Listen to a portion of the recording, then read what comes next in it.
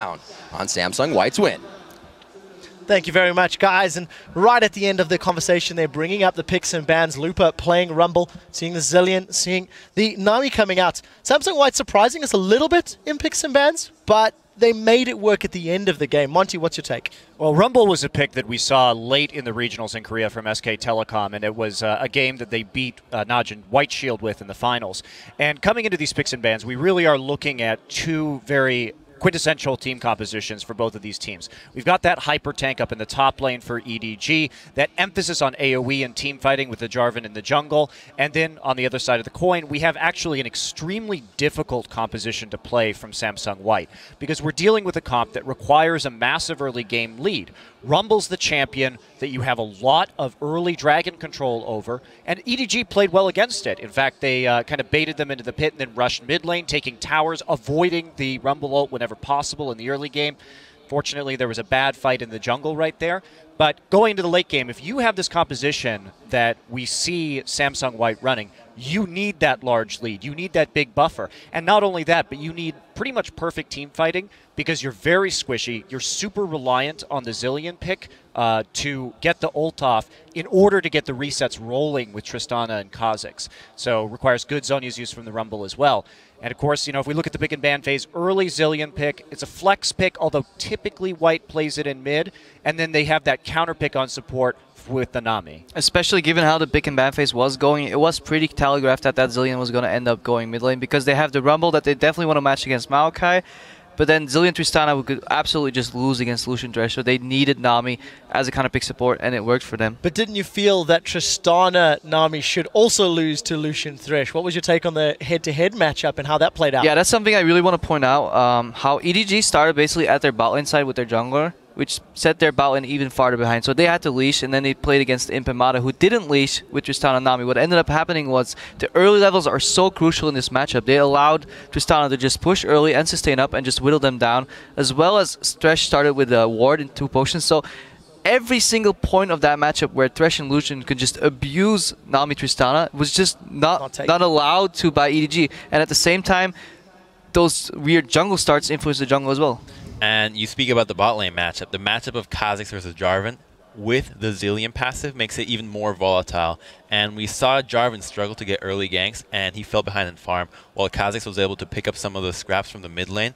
He built up a CS lead and then eventually managed to camp top lane. In another volatile matchup, when you have Rumble, a champion that if he gets really far ahead of whatever opponent he's against, he's going to be able to do just massive amounts of damage. And these champions are so reliant in their team comp that when you get them really far ahead and shut down the main tank for EDG, then the team fights has become that much easier. I want to get back to that bottom lane point, though, Carpo was talking about a little bit, because even though they did start out with the ward, they started out with the leash, by the 3rd or 4th wave, we were equal CS. And I know you were talking about the fact that Lucian should be ahead in CS and it should be a winning matchup, not an equal one. But the point is, we got to a point where the matchup was at least equal, which is reasonable. But it's too late. It's too late. Sure, but purely opportunity cost. You should already be so far ahead in that match. I know what you're talking about being ahead. What I'm going to talk about, though, is the fact that they had an equal lane, and I talked about it in the previous show. What if Name chokes internationally? Name died in 2v2s in a winning lane matchup multiple times, and that is very unforgivable for EDG. I don't think these lanes are equal, though. You got Zillion passive. Like that, it makes a huge... You're always going to not get level 2 first. Level 3 I like first. that point. Let's move on. One second. I like the point. Also, Mata was a massive reason for that when he picked up the first kill. Let's move on out of the laning phase. Strategically, Samsung White just seemed to have a step ahead of EDG despite some misplays in team fights. Freak, explain one of the strategic plays that you particularly liked. Okay, so let's pull up the replay, and we're going to start out with it pause for a little bit. This is basically one of the big reasons Samsung White is a better team than Edward Gaming. So what you see right here is the fact that Name has a free road to split push the bottom lane. Now, we had seen Imp do this with Impunity later on and get down to an inhibitor turret. There's enough wards to see Dandy if you watch that minimap. Name can split push here completely safely. Instead, he's going to give this up. Samsung White dictates and goes mid lane, and Edward Gaming the entire time is playing second fiddle and trying to play follow-up here. So roll the clip out. We're going to run it fairly fast overall just to watch the map movements, but Samsung White is actually first here. the mid laner Orianna is actually killing Wraith instead of showing up to this turret, and so this goes down for free. And this is, again, kind of silly. So finally the Lucian makes his way in, but Imp's already hitting top lane. Imp is already ready to split push the top lane, push a wave in. EDG just now sees it, just now clears the wards, and so Imp says, oh, now they're coming top lane. I can leave very easily. He's actually able to create the pressure on these turrets, and at the very end of that clip, actually what happens is you've got the Maokai trying to hold the top lane against this Tristana push, and Rumble's already getting the wave bottom. Tristana had already cleared the wave top. They've already killed the turret mid. So we actually had SSW take all 3 lanes, something useful in all 3 lanes, and Edward was like, oh shoot, go mid, oh shoot, go top, and they're just behind the entire time. Reactionary. And a big part of that, too, is the itemization that we saw in Tristana. If we notice, it went BF Sword into Static Shiv so they could get as much lane pressure early. This is a team with Rumble and with the specific composition, with the disengage from Nami, that is very concerned about taking early objectives, and they don't need Infinity Edge crits. They're not looking for those early team fights. They're there to push the waves, to have the split push, and if necessary, group around the Rumble ult a turret, and just knock the turret down as fast as possible to get that global gold lead. Let me just quickly interject and change the topic a little bit later. We've seen a big team fight following this where Samsung White delay aced Edward Gaming, got themselves a Baron. Then they sort of fiddled about for a while. A few misplays from Imp getting caught out, stalled the game out maybe a little longer than it needed to.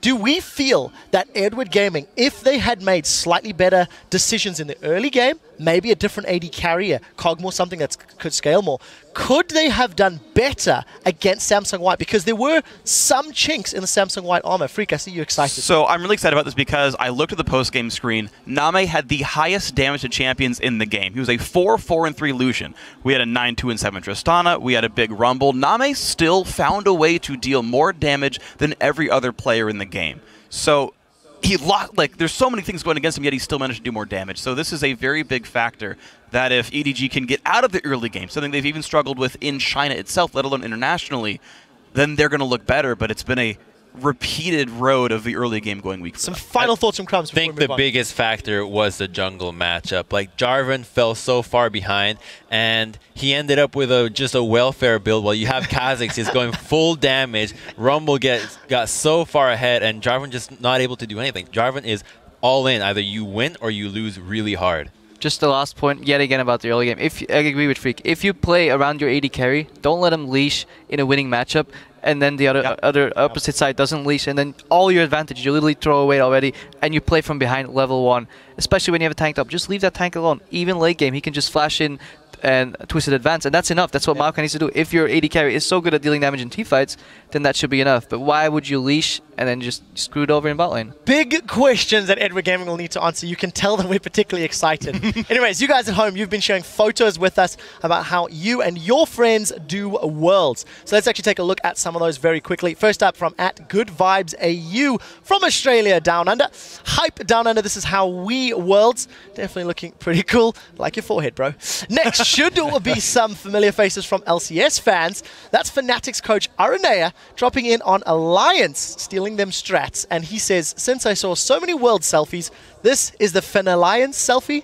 Hashtag keep smiling, maybe? Hashtag keep smiling. Finally, we have a tweet from Jasm who says, this is how I Worlds in medical school. Let's just hope the future doctor is paying attention. I sincerely hope so, for your patience' sake. Thank you guys for sending those in. Remember to tweet your pictures to us on how you Worlds at LOL Esports, LOL Esports. Use the hashtag Worlds. And if you see big plays, World's big place. We're only just getting warmed up. After a quick break, we'll head back onto the Rift for an LCS matchup between North America's Team Solo Mid and Europe's SK Gaming. Guys, don't go anywhere.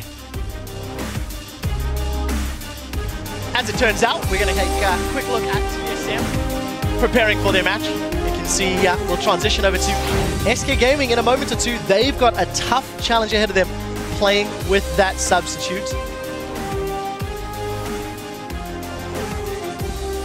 All right, guys, we will be back in just a moment, so don't go anywhere. That ad break is coming up before our coverage of the 2014 World Championship continues right after this.